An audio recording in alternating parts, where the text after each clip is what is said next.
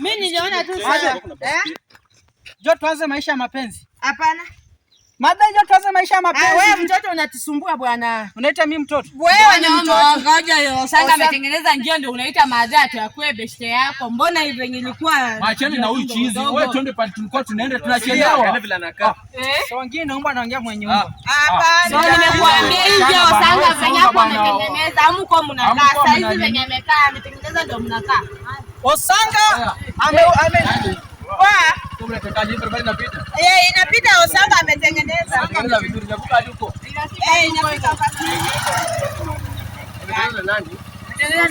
Osanga. Ameona barabara. Simba vizuri. Simba vitu zake hizi. Tulia kwanza. Kama sio Osanga kulimi barabara, sasa hivi ngekuwa mnapiga hapa kelele kwa mtu mmoja ngekuwa Osanga. Sasa amelima Sasa ungekuwa unajidai. Unaita nani hapa? Simama hapa kando nikita Wewe mama. ulikuwa unaita nani hapa? Sio Osanga unaita nani hapa? tuache Osanga ni fire si fire. Si fire. Osanga ni fire si fire.